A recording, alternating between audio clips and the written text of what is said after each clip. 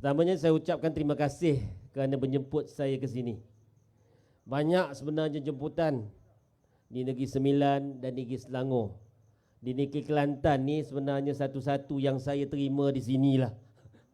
Sebab apa? Sebab saya tengok pimpinan sini bersungguh-sungguh. Betul lah. Saya dah tak boleh nak tolak. Kalau ikutkan dah tak dare dah. Tak dare nak sampai sini dah. Tapi hari ini saya usahakan juga sampai jam pukul 6 tadi. Dan insyaAllah pagi esok pukul 10 saya balik ke Kuala Lumpur. Tuan-tuan dan puan-puan, yang keduanya saya nak ucapkan tahniah kepada orang Kelantan.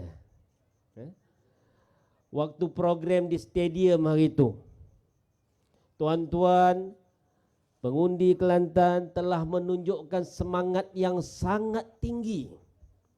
Malam tu saja saya tengok ada dekat mungkin 80 ke 100 ribu orang. Hebat tu.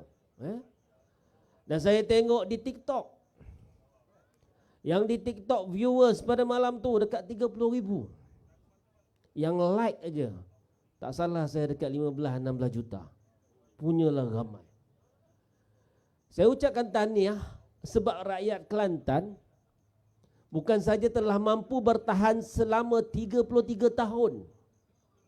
Dia nak tirikan, diketepikan satu-satu negeri yang tak ada empangan kan. Negeri lain semua ada empangan. Bolehlah cerita pasal nak bagi air lah, bekalan air dan sebagainya. Ini dengan peruntukan tak cukup, dianak tirikan dan macam-macam. Tapi rakyat Kelantan boleh bertahan 33 tahun. Hebat. Negeri lain membangun juga, betul. Bezanya apa di sini? Bezanya di sini, tuan-tuan dan puan-puan menunjukkan contoh pembangunan bersama Islam, betul? Itu bezanya. Sebab itu hari ini saya dah dengar cerita tadi. Banyak poin-poin saya pun dah disampaikan oleh yang berhormat Wan Faisal dan juga adinda saya tadi, RND. Sebab itu saya datang hari ini sebenarnya saya tengok daripada segi sokongan sudah cukup mantap di Kelantan ni. 33 tahun tuan-tuan dah bertahan.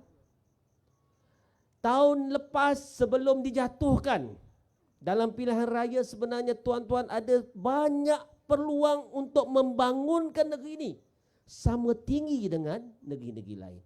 Malangnya, macam disebutkan oleh saudara RND dan yang berhormat tadi, malangnya ini telah dihijack, telah disabotaj, telah dikhianati oleh manusia yang dinamakan Zahid Hamidi. Saya ini kalau bagi-bagi yang belum kenal saya lagi, saya Tun Faisal, Timbalan Ketua UMNO bahagian Putrajaya. Ketua bahagian saya Tengku Anan, Tengku Masuk. Baru berhijrah, nombor ahli saya 1,503,314. Ramai dah. Tan Sri Anwar masuk PAS. Saya dengar nombor dia pun lebih kurang sama, 1,500,000 juga. Dah 3 juta dah tu. Hari ini saya tengok ramai yang bagi borang. Maksudnya 3 juta dalam UMNO tu dah tak 3 juta dah. Betul? Bila kita nak keluar kita tak bagi tahu, melainkan layak dipecat. Tapi yang lain-lain ni keluar demi keluar lagi sebab tidak boleh menerima kepimpinan seorang pengkhianat. Saya orang yang pertama sekali dipecat. Digantung, diambil tindakan. Saya orang yang pertama sekali dikenakan tindakan selepas mendedahkan. Tan Sri Anwar mula mendedahkan surat, orang yang kedua buat kenyataan terhadap Presiden UMNO adalah saya. Tapi Tan Sri Anwar mereka tak berani nak buat apa-apa sebab dia ahli parlimen. Saya kebetulan masa itu adalah setiausaha akhbar kepada Tan Sri Anwar. Saya digantung dulu. Saya melawan Datuk Seri Zahid Hamidi bukan kerana apa? Kerana saya lihat pertamanya beliau telah mengkhianati Permuafakatan Nasional yang dibina bersama PAS. Susah kita bina. Selepas kalah 2018, kita bina daripada bawah. Ketika itu ramai orang atas pagar yang seronok dengan permuafakatan antara kedua parti yang besar mewakili orang Melayu dan umat Islam. Saya percaya tuan-tuan pun begitu, betul? Saya sendiri daripada zaman kampus bergaduh dengan PAS dalam pilihan raya kampus. Saya geng UMNO lah. Bergaduh, tiap-tiap tahun pilihan raya kampus bergaduh. Saya juga seronok sebab ketika itu saya merasakan bahawa Islam telah menyatukan kita bersama. Usrah saya dulu memang usrah PAS yang pertama dulu lah. Buku yang tuan-tuan baca, Fathiyakan semua tu saya baca lah, Abu Urwah apa semua saya baca juga. Cuma pendirian ketika itu banyak soalan yang saya tanya pada diri saya tak boleh jawab, jadi saya tak boleh carry PAS tu, saya masuk UMNO. Itu jadi wadah perjuangan saya. Tapi dalam UMNO kita berjuang, kita bergaduh, apa yang kita tak kata sesama kita. Dan pada 2018, 2019 saya melihat bahawa ada effort, ada usaha untuk menyatukan kita bersama. Dan saya antara orang yang paling gembira. Saya sampai paling pagi, paling awal ke Dewan PWTC itu untuk meraihkan himpunan penyatuan ummah. Ya, kita seronok bersama. Tapi apabila diketahui Datuk Seri Zahid Hamidi sign surat sokongan kepada Datuk Seri Anwar Ibrahim untuk menjadi PM dan nak buat jajaran baru dengan DAP, kita mula lawan. Tan Sri Noh pada asalnya bersama dengan 15 orang di kumpulan Datuk Seri Zahid. Inilah kumpulan yang sign SD. Tan Sri Noh tak sempat sign lah, malam tu dia demam. Tapi yang 14 ni sign. Ketika itu sebenarnya dah mula perancangan Zahid Hamidi untuk mengkhianati PAS dan bersatu dalam Perikatan Nasional. Kenapa ini berlaku? Perkara ini berlaku sebaik saja kalau tengok, sebaik saja selepas Datuk Seri Najib dihukum oleh mahkamah masa kes SRC.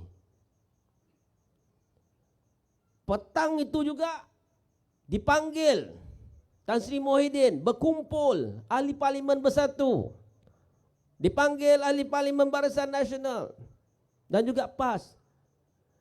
Ahli parlimen Barisan Nasional marah kepada Tan Sri Muhyiddin. Saya rasa YB ada masa tu. Belum lagi ada. Masa tu dipanggil, marah.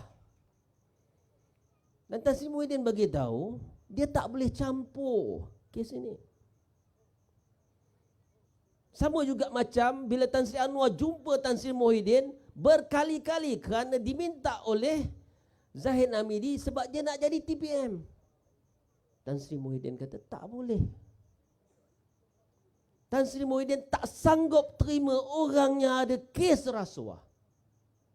Tak sanggup terima orang yang ada 47 pertuduhan salah guna kuasa, pecah amanah, gubah wang secara haram. Zahid Hamidi walaupun terpaksa ambil risiko kerajaan ini runtuh. Tingginya martabat Tan Sri Muhyiddin berbanding dengan Anwar Ibrahim. Anwar Ibrahim nak bentuk kerajaan. Zahid Hamidi itu apa yang dia tak tipu? Keputusan Dewan Tertinggi Barisan Nasional petang itu pun dia tipu. Dah janji ni, selepas SD dah cukup, Perikatan Nasional boleh buat kerajaan. Dia bagi tahu bahawa sebenarnya ada yang tidak sokong sebenarnya dan keputusan itu boleh diragui. SD yang ditandangani itu boleh diragui. Dia bagi tahu istana macam tu. Dan kemudian balik bincang sesama ahli Parlimen Dewan Barisan Nasional. Bila bincang setuju semua untuk tarik SD dan tarik sokongan, tak nak bagi sokongan pada siapa-siapa. Rupanya senyap-senyap dia hantar surat tipu keputusan Dewan Tertinggi Barisan Nasional Dan selepas itu terbentuklah kerajaan yang dikatakan kerajaan titah. Padahal bukan titah perintah pun, titah cadangan, tapi telah dimanipulasikan secara ugutan melalui aku janji, telah dimanipulasikan secara penipuan dengan surat tadi, akhirlah terbentuklah kerajaan ini. Tapi pokoknya perancangan ini telah berlaku seawal 2020 lagi. Sewaktu Datuk Seri Najib selepas dia dihukum, selepas itu dah ada gerakan-gerakan ini. Saya dan Tan Sri semua sebenarnya tak perasan. Kita pergi ke Pilihan Raya Negeri Sabah, kita lihat pelik Datuk Seri Zahid ni macam tak nak menang pula. Saya tak tahu apa sebabnya, tapi andaian saya ketika itu, kalau kata PRN Sabah kita kalah, maka desakan akan dibuat supaya Perdana Menteri Tan Sri Muhyiddin meletakkan jawatan. Itu plan pertama. Tiba-tiba menang pula. Tak boleh nak sesak. Timbul naratif baru. Ini naratif yang dipercayai oleh orang UMNO ni. Naratif itu adalah bersatu sabotaj UMNO waktu di PRN Sabah. Dia dah sign SD, kita tak tahu. Istana dah call Tan Sri Anwar, telefon tanya, betul ke Anwar Ibrahim kata cukup number? Kita tak tahu. Balik daripada Sabah, call lagi sekali. Timbullah cerita surat tadi. Banyak usaha yang dibuat untuk mengangkat Datuk Seri Anwar Ibrahim jadi PM, tapi telah dihalang oleh MKT berkali-kali. Waktu bila? Balik daripada Sabah, satu meeting Barisan Nasional ditolak. Malam itu ada meeting Majlis Kerja Tertinggi, ditolak lagi. 2 hari lepas itu diusahakan lagi, ditolak. Negeri Perak jatuh, diusahakan lagi. Jajaran baru dengan DAP ditolak, banyak kali ditolak. Tapi tak serik-serik dia, dan saya lihat mereka cuba menanamkan kebencian kepada Bersatu dulu. Dengan naratif bahawa Bersatu ini nak menghancurkan UMNO, Bersatu nak mengharamkan UMNO, Bersatu bersabotaj UMNO. Selepas berjaya putuskan kerjasama dengan Bersatu, mereka pergi kepada PAS. Timbullah cerita macam mana Zahid Hamidi menggagalkan muafakat nasional. Ini semua dah diceritakan oleh Tan Sri Anwar. Saya, Tan Sri Anwar sebagai orang yang setia kepada UMNO, kita cuba gagalkan demi rancangan.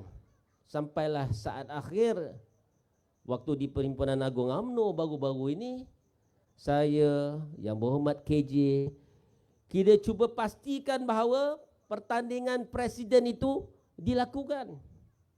Tapi akhirnya kami 2 orang dipecat. Jadi saya masuk Bersatu ini, Yang Hormat Datuk, tak ada apa-apa tawaran pun sebenarnya. Saya masuk sama macam saudara RND. Kita ikhlas masuk. Kita nak sokong Perikatan Nasional. Kerana pertama kita sayangkan permuafakatan ummah tadi. Yang kedua, kita lihat bahawa jalan UMNO ini sudah tak betul. Hijrah tadi, Pak Nik sebut pasal hijrah tadi. Hijrah sepatutnya ke arah yang lebih baik. Saya tak nampak macam mana menyokong seorang yang ada kes liwat, seorang yang ada masalah ideologi yang tak sama dengan kita. Dan saya tak nampak macam mana menyokong DAP dan golongan liberal sosialis dalam Pakatan Harapan adalah lebih baik daripada menyokong parti yang ada teras perjuangannya dalam Islam, iaitu PAS dan juga Bersatu. Sebab itu kita tidak boleh terima kesetiaan kami bukan pada presiden yang khianat. Kita setia pada perjuangan Islam dan ummah. Daripada situlah baru kita boleh jaga agama, bangsa dan juga tanah air. Tuan-tuan, bila saya tengok perhimpunan tuan-tuan rakyat Kelantan di stadium baru-baru ni, Tuan-tuan mungkin tak sedar ya. Tuan-tuan mungkin tak perasan ya. Tapi apa yang dilakukan oleh rakyat Kelantan ketika itu memberi goncangan yang hebat kepada Perdana Menteri dan juga kerajaan hari ini. Mereka gabra. Sebab itu kalau tuan-tuan tengok selepas hari itu apa ucapan mereka? Mulalah mereka kata ahli-ahli UMNO dan bekas ahli UMNO kalau sokong Perikatan Nasional, kalau undi Perikatan Nasional, maka itu adalah pengkhianat kepada agama dan bangsa. 3R tu, tapi dia tak kena. Kemudian tuan-tuan tengok, serangan demi serangan dikenakan kepada Menteri Besar Kedah. Kalau ikut Rafizi memang dirancang perkara ni. Bukan diserang atas sebab dasarnya. Bukan disebab atas perancangannya terhadap negeri. Tapi difitnah beliau atas perkara-perkara yang tidak betul dan telah dijawab. Dan dibawa isu 3R. 3R kalau tengok asalnya adalah naratif kerajaan untuk menghadkan kita supaya jangan bercakap tentang agama, tentang bangsa dan raja. Dan dia cari poin saja. Apabila tersilap sedikit cakap, bukan banyak pun. Menteri Besar Kedah cakap sikit aja pun, tak menyentuh mana-mana sultan negeri mana pun. Tapi malam itu juga dia diheret pukul 3 pagi. Dan peliknya, malam itu juga ada FRU. Tidak timbulkah dalam kepala kita, kenapa perkara ini berlaku? Takkan nampak macam provokasi supaya kita bangkit dan melawan? Tuan-tuan, 3R macam saya sebut digunakan adalah untuk menakutkan kita. Sedangkan isu 3R ni bukan isu utama yang kita nak mainkan dalam pilihan raya negeri ini. Sebab kita lihat bahawa isu yang paling besar kalau kita nak mainkan, tapi kita tak mainkan adalah kalimah Allah. Seperti yang disebutkan oleh Yang Berhormat Wan Faisal tadi. Secara senyap-senyap, kalimah Allah ini telah ditarik balik rayuannya. Nampak kecil. Tapi jiwa kita membengkak. Jiwa kita marah. Sebab apa? Sebab kalau ikut kerajaan yang dulu, rayuan ini akan diteruskan sampai ke mahkamah yang paling tinggi sekali. Kerana apa? Kerana apabila kita kalah dalam satu mahkamah, maka kita tahu undang-undang kita ada masalah. Undang-undang kita ada loophole. Undang-undang kita ada lompong. Maka kita teruskan rayuan sampailah mahkamah tertinggi. Ini mungkin akan makan masa sampai 7-8 tahun. Tapi daripada hari ini sampai 7-8 tahun, kalimah Allah tidak boleh digunakan untuk menggantikan biblical God dalam Injil. Jadi dia terpelihara. Itu pendirian kerajaan sebelum ini. Tapi kerajaan hari ini, dia dah hentikan rayuan dan kesannya apa? Kesannya ia boleh digunakan sebenarnya. Tapi kita tak gunakan. Walaupun kita tahu sebenarnya pendirian Datuk Seri Anwar Ibrahim daripada tahun 2011 lagi sebenarnya sudah membenarkan penggunaan kalimah Allah dalam Injil. Tuan-tuan, apa yang tuan-tuan tunjukkan hari ini sebenarnya adalah sentimen rakyat di bawah yang menolak kerajaan hari ini. Termasuklah rakan-rakan kita dalam UMNO. Walaupun mereka nak mainkan naratif 3R, macam saya sebut naratif 3R ini bukan naratif kita sebab kita dah tahu bahawa orang Melayu Islam akan memberi undi kepada Perikatan Nasional. Yang tak dapat undi daripada Perikatan Nasional ni sebenarnya adalah Pakatan Harapan. Cuma 11%. Itu pun 11% ini belum tentu lagi. Sebab apa? Sebab dulu masa mereka undi Pakatan Harapan, mereka tak tahu nak dapat Zahid Hamidi, betul? Masa tu mereka seronok nyanyi lagu Hoi, hoi, ya, hoi. Ya? Siapa sokong penyamun? Lalas dapat penyamun. Oh, silap. Lalas dapat K-pop. Tapi itulah sebenarnya dalam gambaran orang yang menyokong Pakatan Harapan bukan semua ahli PKR, bukan semua ahli DAP, bukan semua ahli amanah. Tapi mereka golongan yang mahukan satu parti yang tidak ada penyamun. Ketika pilihan raya itu penyamun lebih digambarkan kepada Zahid Hamidi, Najib Razak, Barisan Nasional, UMNO. Bukan PAS, betul? Bukan Bersatu. Sebab itu mereka mengundi, tiba-tiba dapat Zahid Hamidi dan UMNO.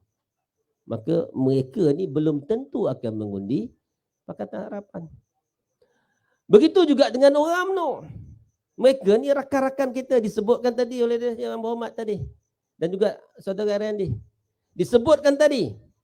Orang UMNO ni ada pelbagai kategori. Pertama yang berani nak berhijrah macam Kak Adah dan Pok Nik tadi dah selesai dah. Ini orang yang berani nak berhijrah. Tapi ada lagi yang berada di dalam UMNO sebab apa mereka tunggu? Sebab mereka masih sayangkan UMNO dan mereka mencari masa yang sesuai untuk menjatuhkan Zahid Hamidi. 12 hari bulan ni. Orang-orang ini adalah orang-orang yang telah dinafikan hak untuk mengganti Presiden UMNO dalam pemilihan yang lepas. Kena tipu. Tak dapat ganti. Walaupun mereka tahu bahawa untuk UMNO terus kekal menjadi pilihan rakyat, Zahid Hamidi kena dijatuhkan. Tapi mereka tak dapat pilihan itu. Takut. Takut. Macam mana Presiden boleh takut? Orang yang undi Barisan Nasional dulu tak pernah fikir sebenarnya nak dapat Anwar Ibrahim dan DAP. Betul? Mereka tak fikir pun nak dapat Pakatan Harapan yang 22 bulan dulu memerintah gagal. Dan di dalamnya ada golongan yang tak suka kepada peruntukan dalam perlembagaan. Sebab itu kita berharap dalam himpunan putih masa ISET dulu. Ingat lagi tak? Ramai-ramai kita pergi. PAS, UMNO dan semua NGO Islam. Kita pergi sebab nak melawan ISET. Statute Rome.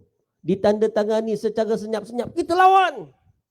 Belum masuk lagi Komanggo. Belum masuk lagi komunis. Dan hari-hari lagu yang dinyanyikan oleh orang Barisan Nasional bila kempen. Masa kempen lu ingat lagi tak lagu apa? Cukuplah sekali ditipu. Sebab apa? Sebab Pakatan Harapan ni asyik menipu je, betul? Sampai Mak Maslan buat pantun lah. Apa pantunnya? Kalau tuan pergi memancing, jangan lupa membawa umpan. Kalau tuan tak nak kena kencing, jangan undi Pakatan Harapan. Hari ni dia dah masuk dalam tu. Dia sokong Pakatan Harapan. Kena kencing lah jawabnya, basah. Jadi orang UMNO, pertama yang tadi yang tak suka dengan Zahid Hamidi tidak akan mengundi Barisan Nasional. Mereka tunggu masa untuk jatuhkan Zahid Hamidi. Orang yang undi yang dalam Barisan Nasional juga ada orang yang sokong Najib Razak. Mereka juga kecewa kerana rupanya Najib Razak digunakan hanya untuk menjatuhkan kerajaan dan PM yang lepas. Sekarang janji-janji dicapati. Bagi alasan macam-macam tak nak keluarkan Dato' Najib. Mereka marah. Mereka juga akan mengundi orang lain. Bukan Barisan Nasional. Dan kita doakan supaya mereka undi Pakatan Nasional. Sebab itu kalau kita tengok momentumnya sudah ada. 3R bukan isu kita. Tapi isu kita yang paling utama adalah isu madani. Isu mahaldani. Isu marahdani. Marah dah ni Kalau siapa yang tengok wacana sinar ketika itu, saya sebut pasal 5K. Apa K pertama? Ini rakyat marah ni. Ahli UMNO marah ni. K pertama apa? K pertama adalah kianat. Anwar Ibrahim kianat pengundi PH. Undi PH dapat Zahid. Undi PH dapat parti penyamun. Kianat. Zahid Hamidi kianat pula pengundi UMNO, pengundi tradisi UMNO. Undi BN dapat Anwar, undi BN dapat DAP. Mereka juga tengah marah dan tidak akan mengundi Barisan Nasional dan juga PH, Pakatan Harapan, sebab kali ini jelas bahawa undi Barisan Nasional akan dapat Anwar dan juga DAP. Undi Pakatan Harapan akan dapat Zahid Hamidi. Yang kedua, parti ini juga telah, pemimpin yang berdua ini juga telah khianat mandat rakyat apabila membentuk kerajaan secara ugutan, penipuan dan manipulasi. Sampai tipu MCA dan MIC. Buat keputusan yang salah atas surat yang salah. Yang kedua apa pula? Kedua adalah kelentong rakyat. Apa yang tak dikelentong oleh Datuk Seri Anwar Ibrahim? Siapa ingat lagi Julai 2022 apa dia sebut? Harga minyak tak turun. Macam mana nak turun? Saya belum jadi PM. Saya ulang. 24 jam angkat sumpah. Minyak turun satu negara. Sampai sekarang tak turun-turun. Itu belum masuk lagi janji nak turunkan harga barang. Nak turunkan harga kereta. Nak mansuhkan tol. Nak mansuhkan bayaran PT-PTN. Tak nak Perdana Menteri pegang jawatan Menteri Kewangan. Tak nak lantikan politik dalam GLC. Kena kencing. Kena tipu. Kelentong rakyat. Gula pun naik. Tak ada subsidi. Beras pun naik. Pak Ria lapar lah. Gila, itu gula omega kita panggil. Dia janji 5 hari bulan turunkan harga telur. 6 hari bulan dia kata 6 hari bulan Mak Sabu akan umumkan harga telur. 6 hari bulan Disember. Sekarang dah bulan 8, harga bulan 7, harga telur turun ke? Makin naik ada tak? Kena kelentong. Itu K yang kedua. K yang ketiga. Oh sorry, itu K guys. K ketiga. K ketiga adalah kegagalan kerajaan. Kerajaan hari ini disebut tadi kakistokrasi. Orang yang nak memerintah tapi tak reti memerintah. Apa yang dia tak reti memerintah? Kalau tuan-tuan tengok, bila waktu pembangkang dia cakap berdegar-degar. Ringgit jatuh dia boleh naikkan. Sekarang ringgit jatuh dia pening kepala. Bagi macam-macam alasan. Pak Riana. OPR. Sekarang ni semua saya rasa semua terasa beban. Kena bayar lebih kepada bank, betul? Waktu dia pembangkang dia kata boleh turunkan. Tiba-tiba bila jadi kerajaan apa dia kata? Ini semua kena tanya bank negara. Ini tanya bank negara. Tiba-tiba hilang kuasa. Waktu pembangkang sangat berkuasa. Semua benda boleh buat. Jadi kerajaan, orang kata auto bebal. Auto. Semua pun tak boleh buat. Apa jadi dengan formula Rafizi? Satu pun tak boleh pakai. Ini kegagalan. Pelabur lari. Negara kita paling teruk. Pelabur lari. Macam mana pelabur nak yakin? Hari-hari dia cerita negara ada hutang bilion-bilion. Hari-hari dia cerita ada cerita rasuah. Takut orang nak masuk. Yang terakhir dia kata ekonomi kita takkan tengok dulu. Kita tengok selepas pilihan raya. Gila apa? Kenyataan-kenyataan macam ni lah yang menyebabkan pelabur takut. Yang keempat apa? K yang keempat. K yang keempat adalah kata lain, buat lain. Nepotisme. Dulu haram, sekarang jadi halal. Anak dia dilantik dalam kerajaan. Bawah dia pula tu. Bukan dia saja, speaker pun sama. Dulu kata akta hasutan, dia nak hapuskan. Sekarang dia buat apa? Dia gunakan atas Sanusi. Dengan cara yang paling teruk pula tu. Tak sampai level hasut sampai membahayakan negara pun. Betul tak? Kalau tuan-tuan pernah tengok apa yang diucapkan oleh Iswardi, lagi teruk betul. Yang diucapkan oleh Wan Ji lebih teruk. Sampai ada rancangan untuk menghapuskan Sultan. Sultan ini dinamakan sebagai syaitan. Ini lebih teruk. Tengok Lim Guan Eng. Apa Lim Guan Eng cakap? Lim Guan Eng kata kalau kata gelombang hijau ini sampai ke Penang, habis rumah ibadah Cina dan juga India, Buddha. Lebih teruk lagi. Kit Siang pula perangat lagi dengan cerita negara ni hampir sampai ke keadaan 13 Mei. Tak ada pula tindakan. Kata lain, buat lain. Lantikan dalam GLC. Dulu Beria kata tak ada. Sekarang ni beramai-ramai. Dan K yang kelima adalah keangkuhan.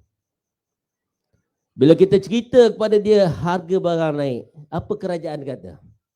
Kerajaan kata mana bukti? Kerajaan salahkan rakyat pula.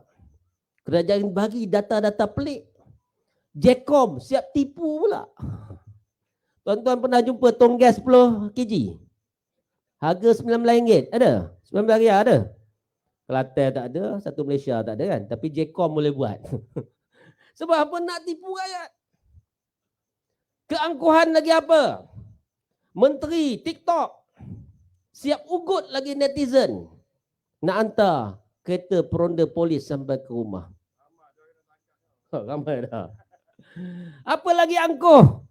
Kerajaan ini adalah satu kerajaannya angkuh bila rakyat minta, rakyat susah, rakyat terdesak, minta nak keluarkan KWSP secara bersasar. Apa dia kata? Tak boleh kan? Bukan setakat tak boleh. Dia paksa orang yang terdesak ini untuk keluar pinjam dan juga cagarkan KWSP kepada bank. Zalim tak zalim?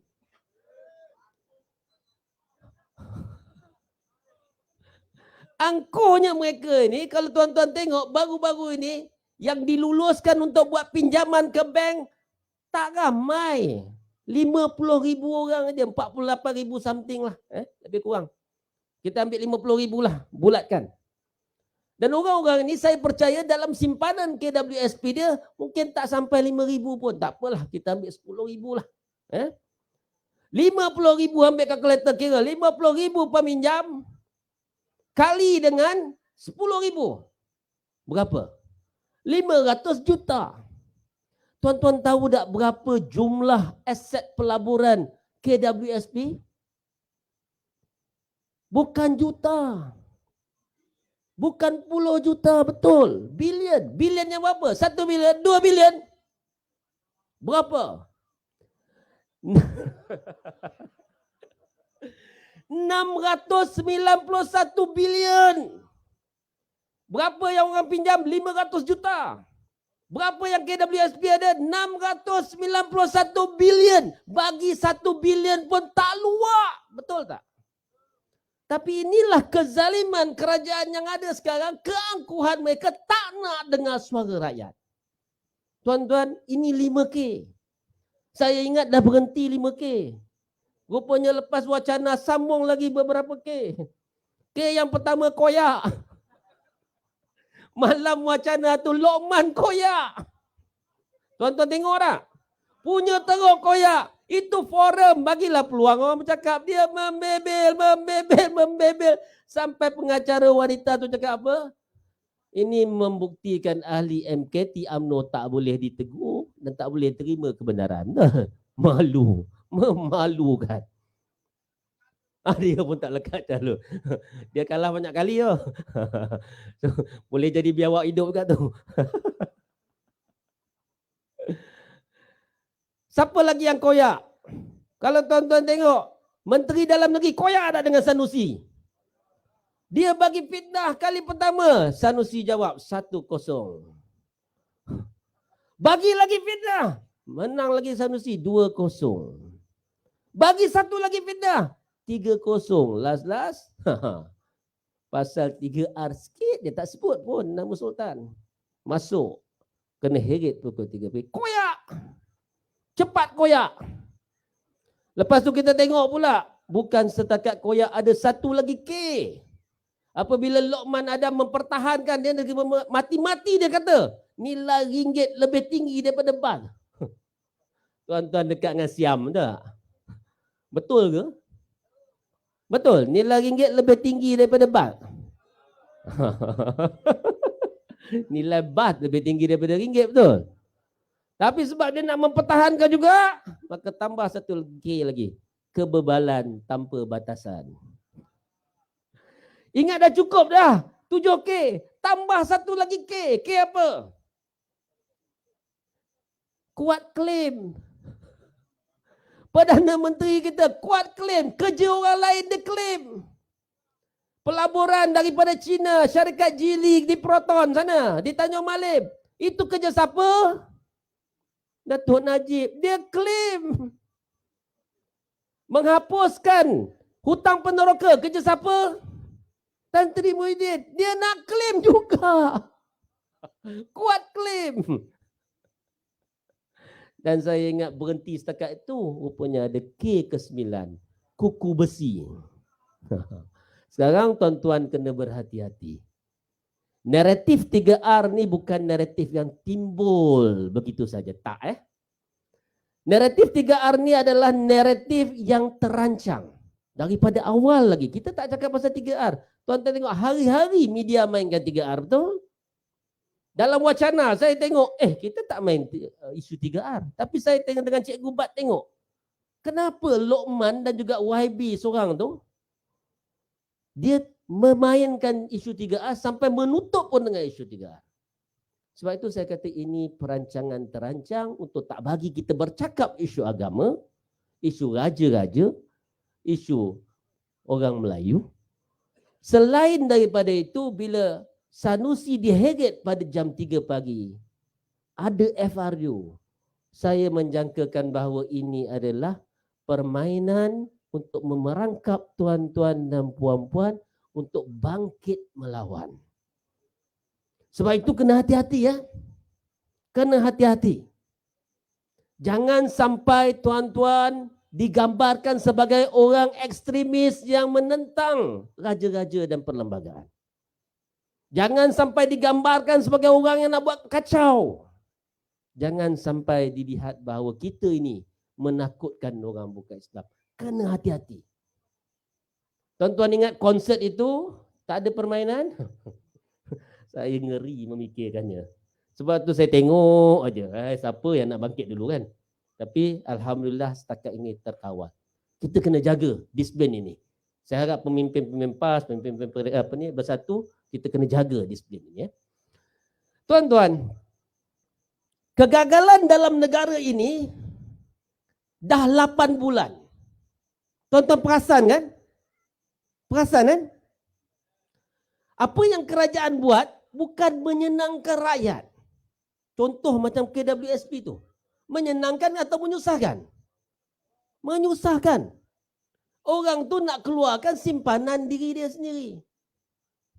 Bagi je lah. Bukan banyak pun dah. Bagi je lah. Bukan semua orang nak keluarkan. Betul tak? Saya tak keluarkan. Orang lain keluarkan. Tak apalah. Dia terdesak. Dia memerlukan. Bagilah. Tan Sri Muhyiddin dulu boleh bagi. Bukan setakat itu bagi moratorium lagi, betul? Boleh. Tapi sebab dia angkuh. Dia paksa orang tu buat pinjaman. Dia paksa orang buat cagaran. Akhirnya OPR naik. Bayaran makin tinggi. Orang tu tak boleh bayar. Tak hilang duit dalam KWSP tu kepada bank. Kan naya orang.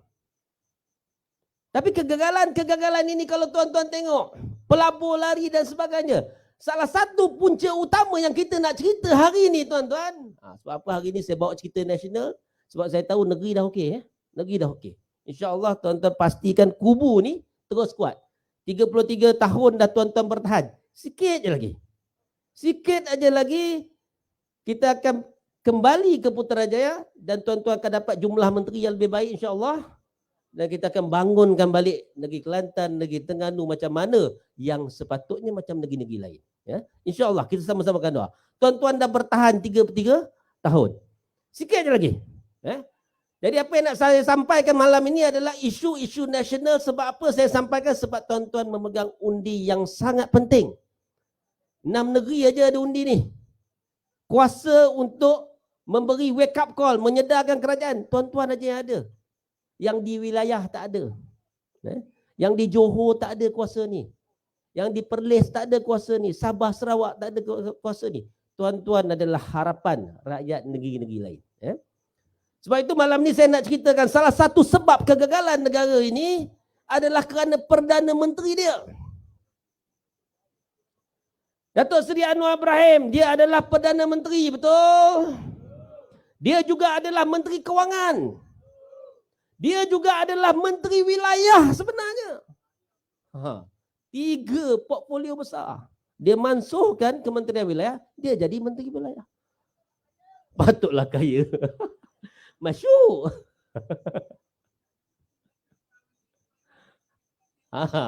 Perdana Menteri minta pada Menteri Kewangan, Menteri Kewangan minta pada Perdana Menteri. Selesai. Dulu Mak Sabu cakap macam tu, hari ni dia tak berani sebut. Tuan-tuan, Perdana Menteri ini pegang 3 portfolio besar. Dia Perdana Menteri part time. Betul. Dia Menteri Kewangan part time. Dia juga Menteri Wilayah part time. Yang full time ni apa? Pelawak, pelakon, penyanyi dah. Itu jangan rakyat nampak lah.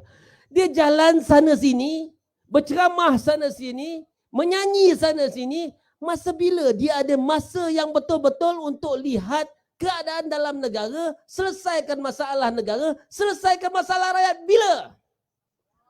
Tak ada. Dan kenyataannya terakhir dia kata dia akan tengok semua ni selepas PRN. Gila. Ini yang kita panggil kakistokrasi.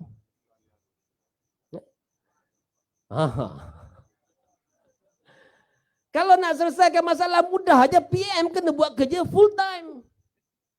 Menteri Kewangan kena buat kerja full time. Saya ingat lagi zaman peringatan jadi kerajaan dulu. Zaman keluarga Malaysia jadi kerajaan dulu. Tengku Zafrul tu, pal dia bertimbun. Itu baru satu kementerian dan menteri yang jaga satu kementerian. Anwar Ibrahim ni, fal dia bertimbun berapa banyak kita tak tahu. Dan dia kita nampak jalan sana, jalan sini, ceramah sana, ceramah sini. Jumpa mahasiswa, tak jawab soalan pun, betul lah. Menyanyi, suara pun tak sedap. Kalau Kelantan hujan tu kita faham dia ada di sini. Betul. Perdana Menteri kena buat kerja Perdana Menteri. Menteri Kewangan kena buat kerja Menteri Kewangan. Tuan-tuan, saya nak bagi tahu waktu Datuk Najib ambil alih negara ini daripada Pak Lah. Ketika itu dunia, Eropah, termasuk negara kita mengalami kemelesetan ekonomi. Negara kita, siapa yang ingat pada ketika itu? Negara-negara seperti Spain, Spanyol, seperti Greece, hampir bankrupt. Nah, itu belum COVID lagi. Ini masa Datuk Najib ambil alih daripada Pak Lah. Negara kita pertumbuhan ekonominya negatif 1.5%. Negatif ya, menguncup, bukan berkembang, bukan bertambah, menguncup. Teruklah. Siapa yang dah ada, dah bekerja, dah hidup pada zaman itu, tahun 2008, 2009, boleh rasa tekanan ketika itu. Tapi Datuk Najib ambil alih. Macam-macam lah dia nak buat kan. Saya pun masa itu skeptik. Saya pun tak percaya. Betul ke Datuk Najib ni boleh buat, tak boleh buat. Tuan-tuan, 3 bulan kita nampak perubahan. Dia nak buat Blue Ocean, dia nak buat program transformasi. 3 bulan kita nampak ada jalannya. Tan Sri Muhyiddin ambil alih negara kita. Dalam keadaan apa? Keadaan COVID, betul. Negara tak pernah ada pengalaman. Dunia semua tertutup. Ekonomi patutnya lagi lebih teruk. Tapi sebulan saja Tan Sri Muhyiddin ambil alih sebagai Perdana Menteri. Bantuan demi bantuan diberikan kepada rakyat dan dah ada blueprint apa nak buat kepada negara ini. Begitu juga dengan Ismail Sabri. Tuan-tuan, Perdana Menteri kita buat apa? Negara dalam krisis, betul. Negara dalam krisis, ekonomi krisis, kewangan krisis, mata wang krisis, rakyat dalam krisis, harga barang naik, kos sara hidup tinggi, bil elektrik pun naik. Tuan-tuan kena tak? Kena juga. Katanya T20 je kena. Tuan-tuan pun kena. Tahniahlah dah jadi T20. Tuan-tuan, negara dalam krisis. Siapa yang dah bekerja tahun 97, 98, saya mata tu di Selangor Medical Center. Saya ketua Jabatan Farmasi dekat situ. Tahun 97, tahun 98, kita tengok Tun Dr. Mahathir sebagai Perdana Menteri menghadapi krisis pada ketika itu. Hari-hari duduk dengan Majlis Tindakan Ekonomi. Tengok data, tengok apa cara dah menyelesaikan masalah. Hari-hari. Perdana Menteri kita buat apa? Tidur. Negara dalam krisis. Perdana Menteri jalan sana, jalan sini. Menteri Kewangan jalan sana, jalan sini. Betul. Entah apa yang mereka selesaikan kita tak tahu. Yang kita tahu, nantilah lepas PRN baru kita nak tengok. Gila. Ingatkan perangai ni kena kepada PM saja. Tuan-tuan tengok pula menteri dia. Saya nak tanya tuan-tuan, harga barang tengah naik. Kebanyakannya harga barang pertanian. Sayur naik, betul. Daging naik. Ikan naik harga. Tak tahulah kat Kelantan ni, tapi kalau kat KL naik. Naik juga. Naik juga. Telur naik harga. Telur India kecil, harga mahal. Saya nak tanya tuan-tuan, mak sabu kat mana? Mana? Naik lembu. Masalah ayam telur dia pergi ke ban ayam daging. Kan masalah tu.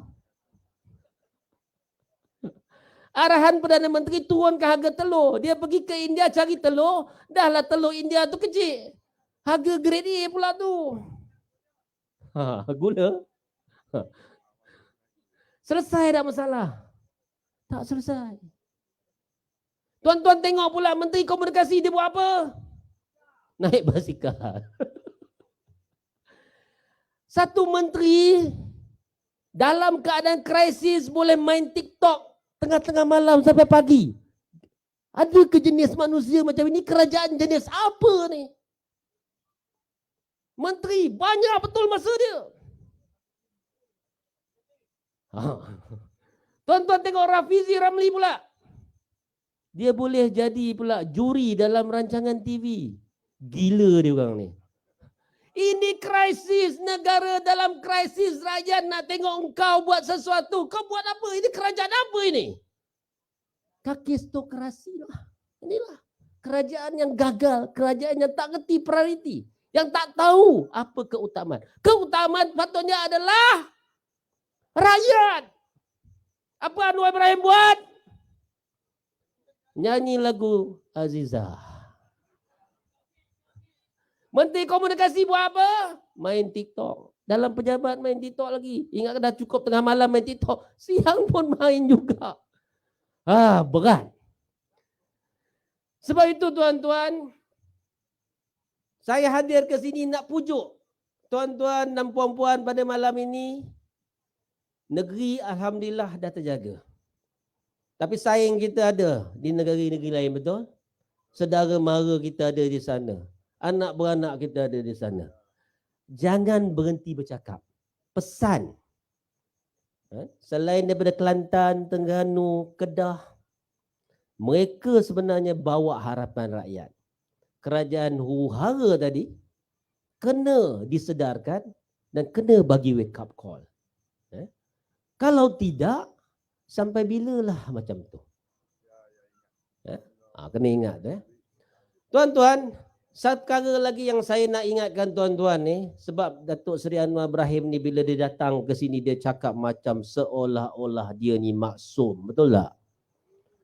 Dia ingat dia pakai songkok, dia ingat dia pakai baju Melayu, dia ingat dia cakap pasal rasuah. Kita lupa dosa-dosa silam dia. Dia ingat dia pakai baju Melayu dan cakap Islamik sikit. Kita lupa kata-kata dia pada tahun 2011-2012 dulu. Tuan-tuan, kita nak ingatkan kepada Datuk Seri Anwar Ibrahim, jangan kamu ingat kamu bersih. Jangan kamu kata orang lain kluster mahkamah. Bagi yang muda-muda, yang belum tahu apa yang berlaku pada tahun 1999, Datuk Seri Anwar Ibrahim telah dihukum oleh mahkamah atas kesalahan salah guna kuasa. Dia ugut saksi dan dia dipenjarakan pasal itu. Dia bersih sangat ke? Siapa yang ingat pada tahun 90-an begitu? Siapa yang ingat? Ada penolong Gubernur Bank Negara Abdul Murad Khalid.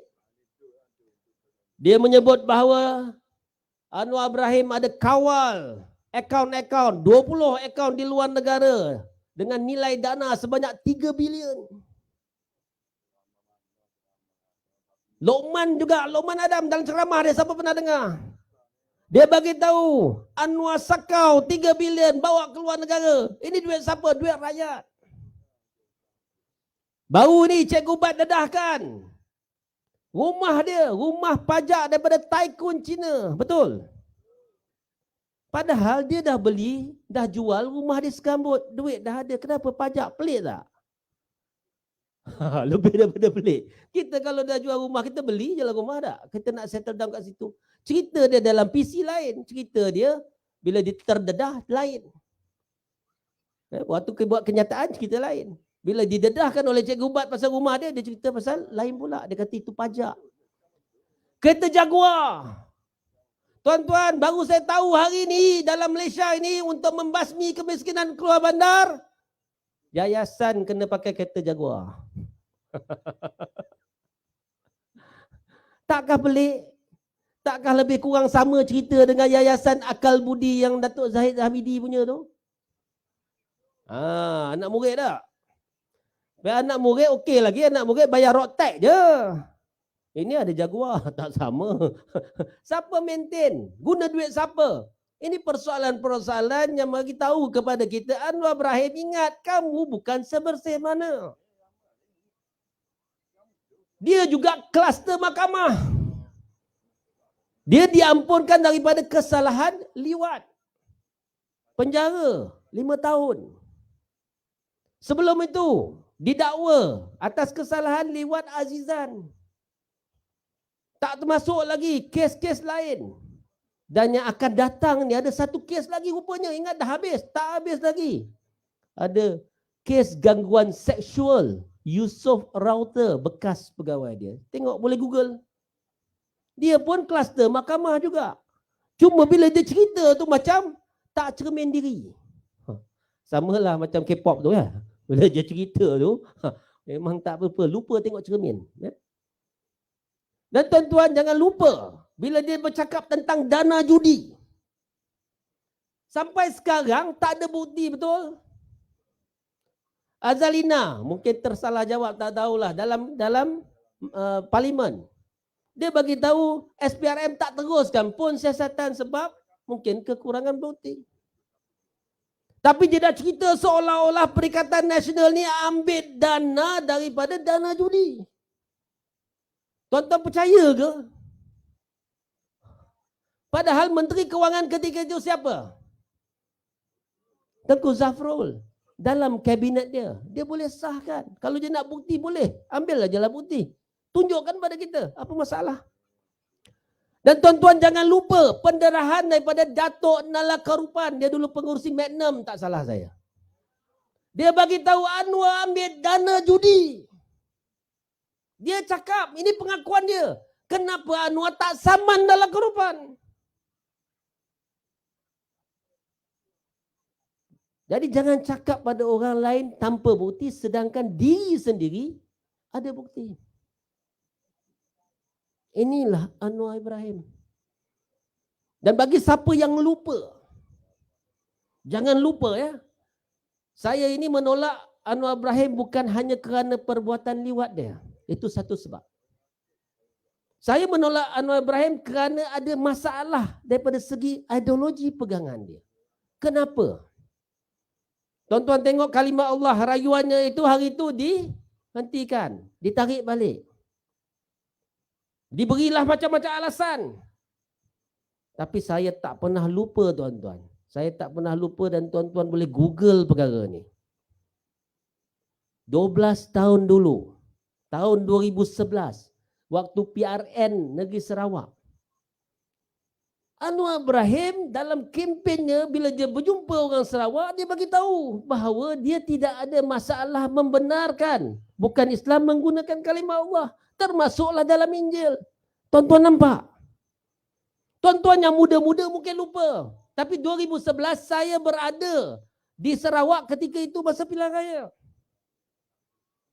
Dan setahun sebelum tu kalau tuan-tuan ingat kes murtad Lina Joy, siapa ingat lagi? Ingat lagi? Yang muda-muda ni mungkin tak tahu.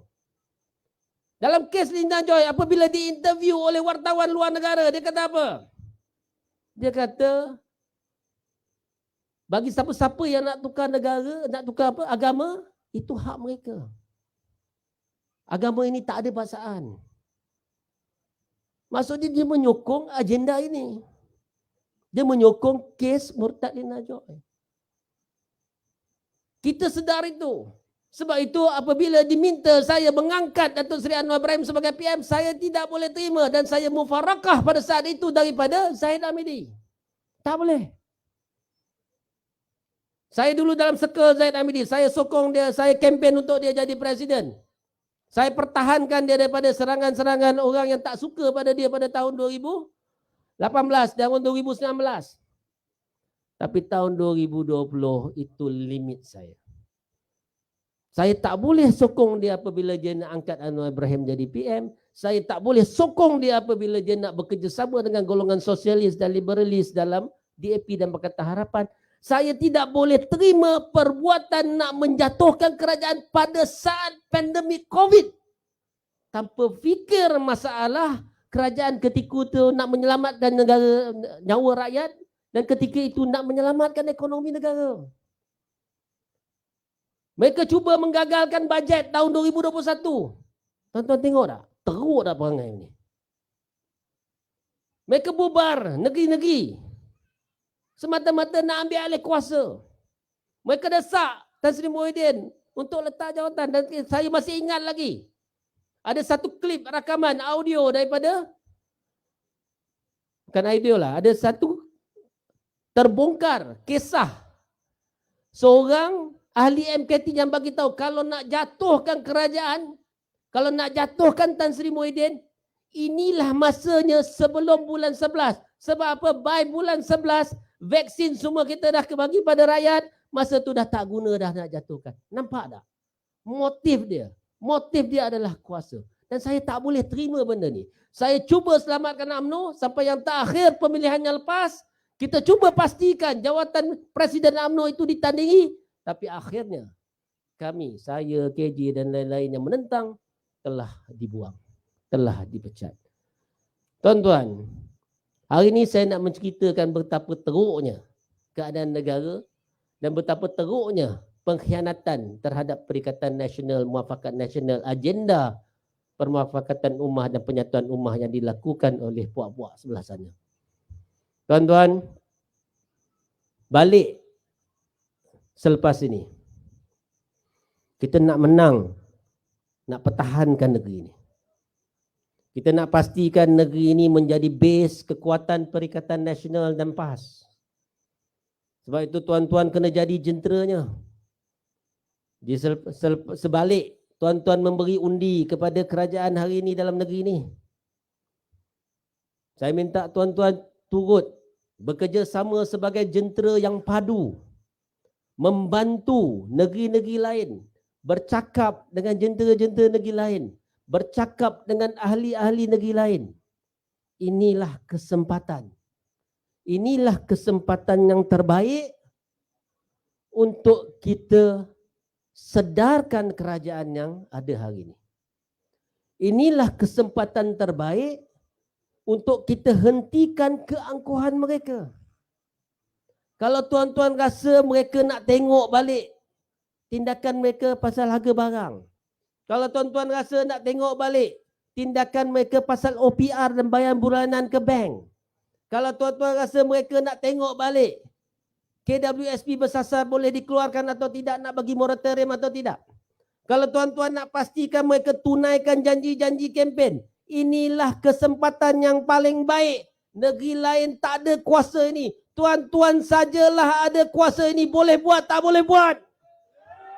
Alhamdulillah, tuan-tuan lepas ini balik dalam setiap solat kita, dalam setiap tahajud kita, dalam setiap witir kita, duha kita, doa kita, musafir kita, ketika waktu hujan dan sebagaimana kalau ada di tanah suci, doakan. Doakan 3 negeri ini kita boleh pertahankan. Doakan 3 negeri lagi kita boleh tawan dan menang. Doakan selepas itu. Bukan saja sikap kerajaan ini kita boleh ubah. Kerajaan ini juga kita boleh ubah. Boleh? Tuan-tuan, balik daripada ini kita tolak PHBN, no Anwar, no Zahid, no DAP, boleh? No Anwar, no Zahid, no DAP. Kita pastikan kita tolak PHBN, kita pastikan rakan-rakan kita dalam UMNO sama-sama undi Perikatan Nasional supaya ada kekuatan yang dalam UMNO itu untuk menjatuhkan Datuk Seri Zahid. Dan kita lakukan ini bersama-sama dalam pilihan raya tu mengundi 12 hari bulan nanti. Boleh? Alhamdulillah. Perikatan? Perikatan? Perikatan? Takbir? Alhamdulillah. Assalamualaikum warahmatullahi wabarakatuh.